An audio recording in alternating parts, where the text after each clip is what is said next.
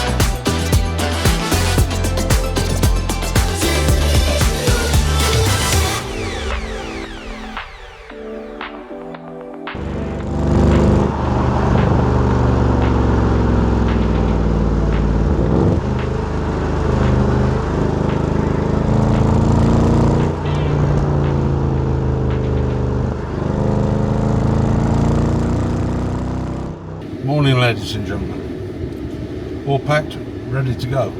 First stop, McDonald Leeming House, Penrith. Let's go.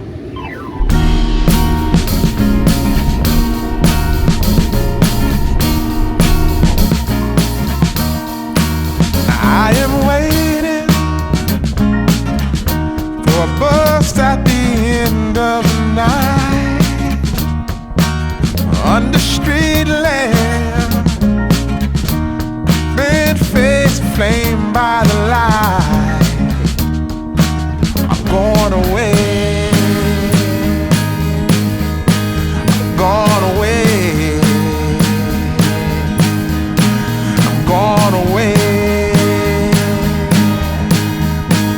And the sun gonna shine on a brand new day. Right then, ladies and gentlemen, I thought I'd give you a quick update. We've just got off the M1 and joined the M6 here, and I'm looking at the range on the car. So the fuel tank is showing 3/4 of a tank, so we were full when we left, 3/4 of a tank left.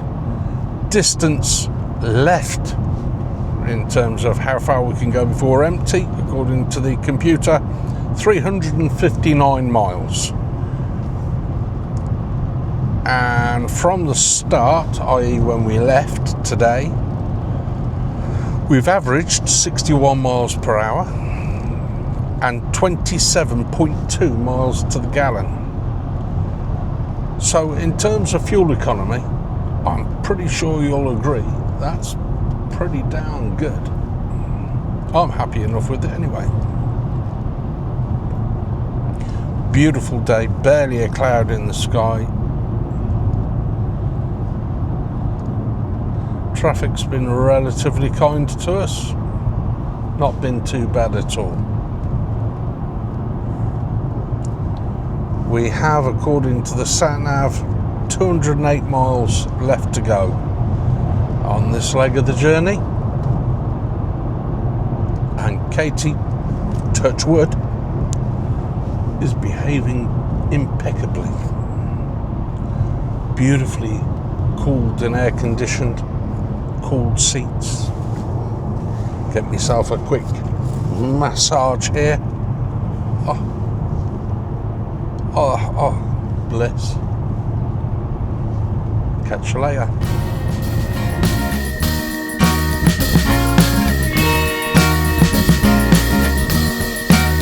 Must be somewhere. Welcome me into the fold. Blooming flowers, as much as I can hold. I'm gone away. I'm gone away. I'm gone away. And the sun gonna shine on a brand new day. Well, it was too good to last, wasn't it, ladies and gentlemen? We've been sat here for about 20 minutes and we haven't moved at all. Oh, and as soon as I start talking to you, there we go, we're on the move. But yes, that rather knackered our timings and everything. It's cost us 50 minutes according to the 55 minutes according to the sat-nav. But a quick update, I mean, notwithstanding the fact that we've spent that 20 minutes sitting there doing nothing. I saw a police and ambulance and recovery vehicle go down the road.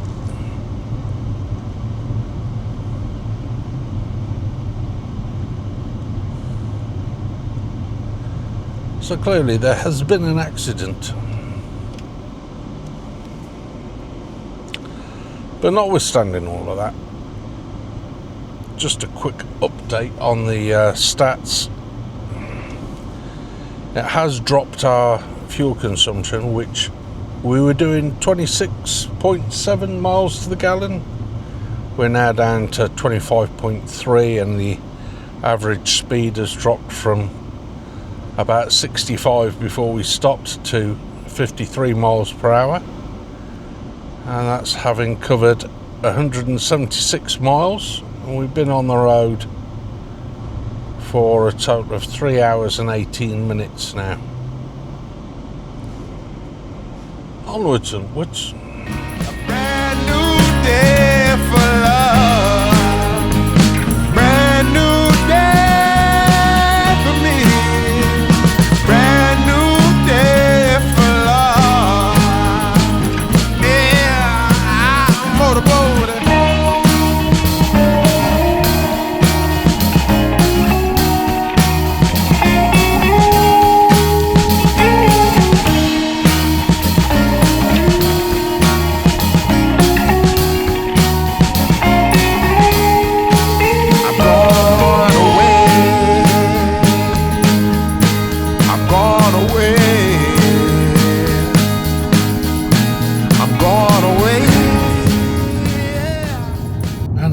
are, ladies and gentlemen. Finally leaving the motorway. Odd this, you come up and it's just a T-junction. But this is the A6 at Shap. So, give you the stats on the journey so far. We have covered 291 miles in 4 hours and 53 minutes, averaging 59 miles per hour and 24.5 miles to the gallon, which isn't bad. I mean, the motorway, once you get up into the lakes, is very quiet and quite hilly and somewhat entertaining. So the fuel economy suffers somewhat, if you know what I mean. But yeah, beautiful as you can see. And yeah, a very good journey so far. We've had one, I'd say, quite serious delay, about 30 minutes or so. Other than that, it's been good.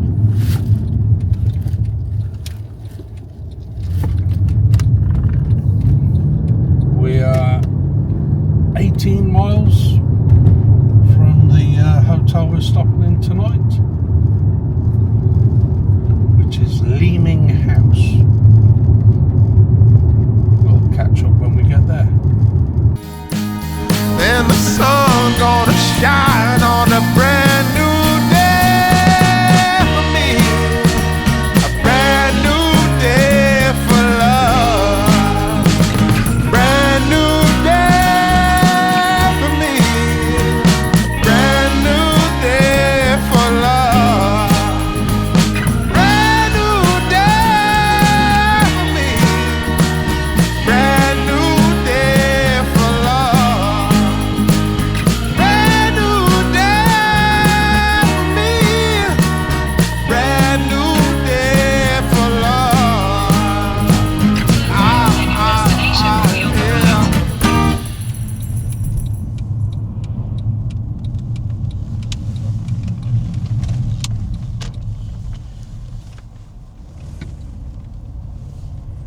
Oh, this is all very nice, isn't it? Oh, yes.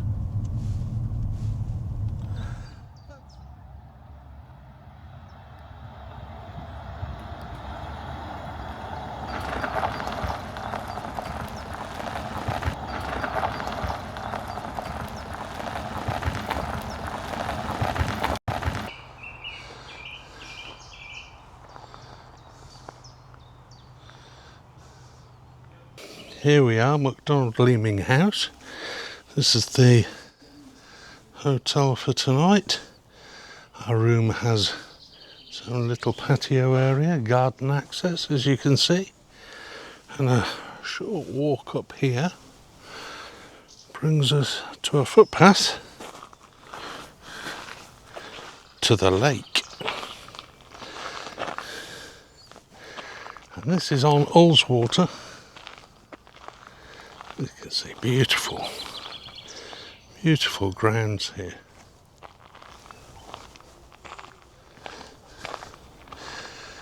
And it's over in the far side of the shore there.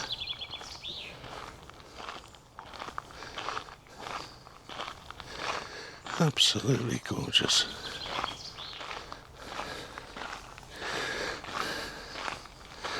And today has been the apparently has been the hottest May day on record. I have to say, we were beautifully comfortably air conditioned in the car, but when we stepped out, my oh my, it hit you then. This is the back of the hotel and the dining room area. Oh, lovely little water feature.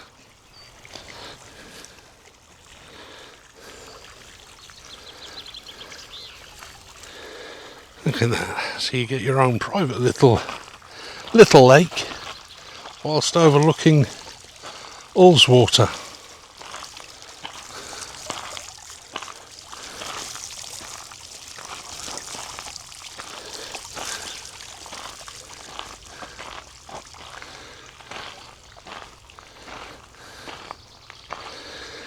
How beautiful is that? Very, very nice.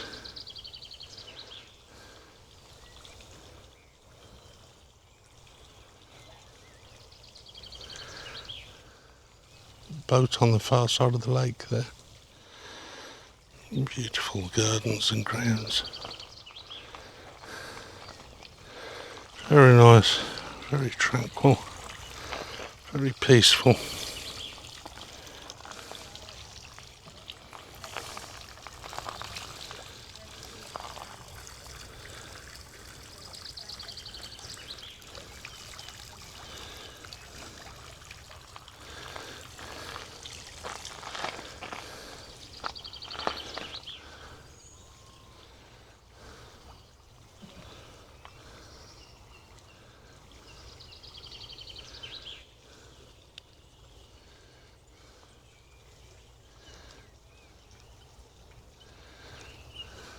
Gorgeous.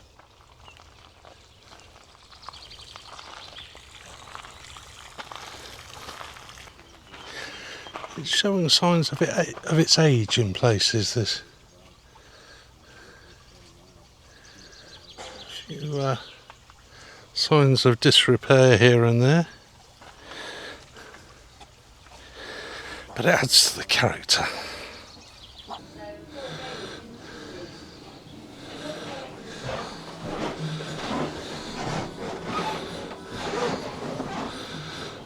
Is this the bar?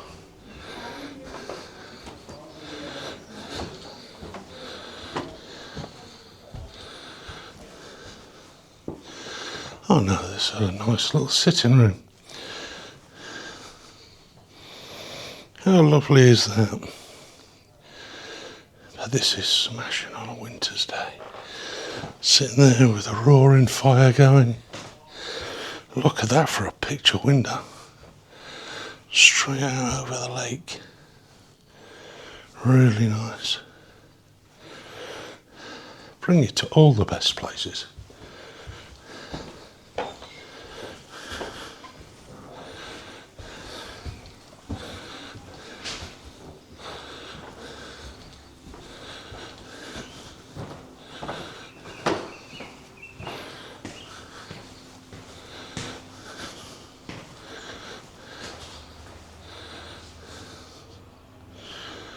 Very nice. It's another little sitting room.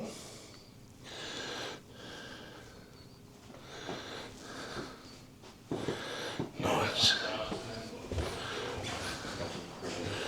Reception.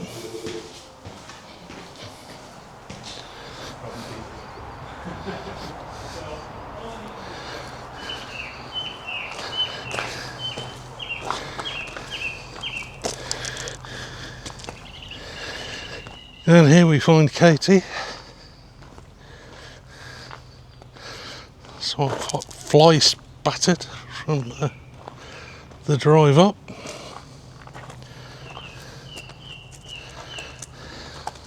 Former country house built for the for a rich industrialist apparently.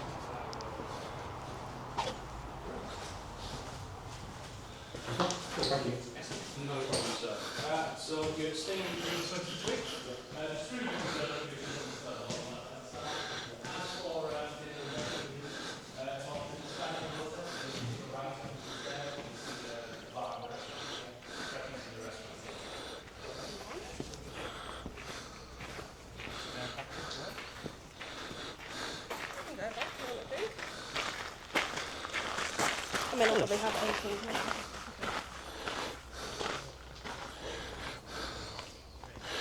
Take the scenic route back to the room. The Lake District was not just a convenient place to stop. For me, it has history.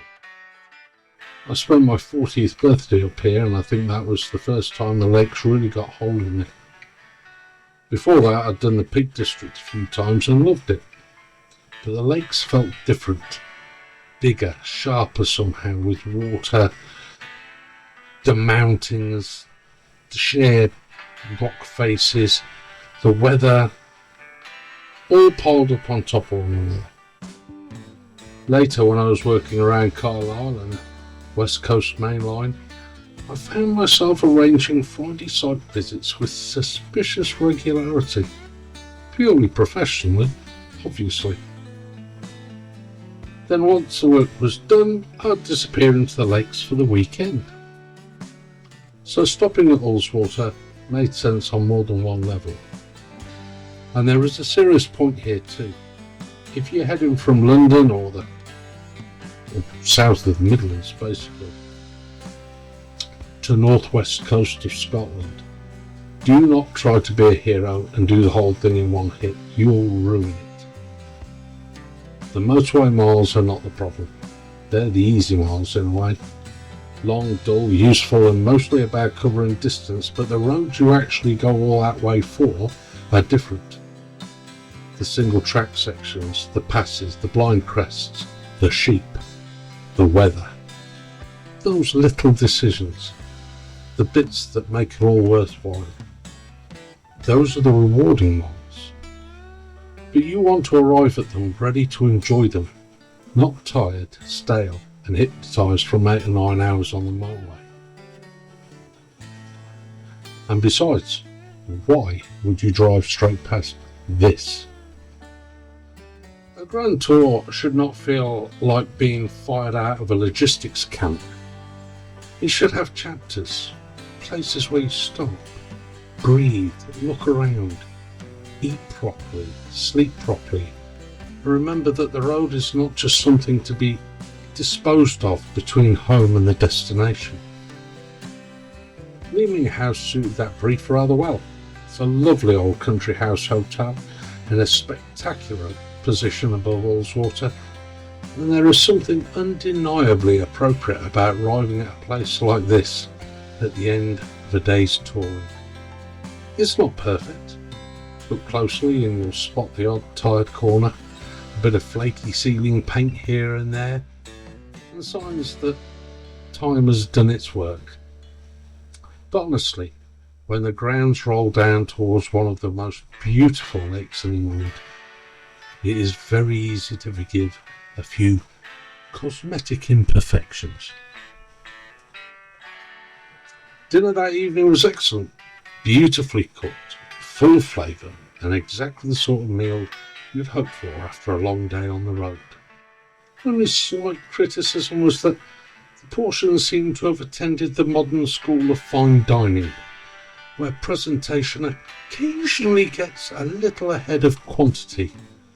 Very good indeed, but if you spent the day hauling yourself on a car full of luggage up the country, you might find yourself wondering whether there is a biscuit or 3 somewhere afterwards. Still, that's all part of the experience, I guess. The lakes were our first chapter. Beautiful, familiar, and just far enough north to make the next day feel like the start of something properly different, because the real target still lies ahead.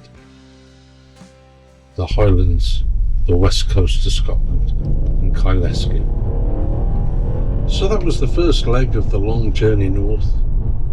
A long run out of London, a reminder that motorway miles are only part of the story, and a first stop in the lakes that proved exactly why the best road trips aren't just about the ultimate destination.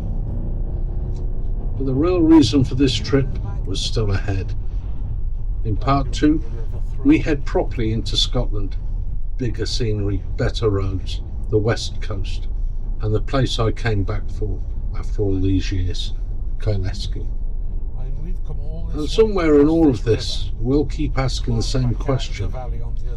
Could a CLS63 AMG shooting brake really be the world's grandest tourer? Because a true Grand Tourer isn't just about power, performance figures, or covering huge distances. It's about how it makes those distances feel. Can it turn a long motorway slog into something effortless? Can it carry everything you need without compromise? And when the road finally opens up and the scenery becomes the reason you came, can it make that part feel memorable too? those are the things we'll be putting Katie to the test on as this journey continues. If you've enjoyed this first part, please give it a like, subscribe to United by Cars and let us know in the comments, where would you break the journey between London and the North West Highlands? Would you stop in the lakes, choose somewhere else entirely, or try to do it all in one hit? We'll see you in part 2.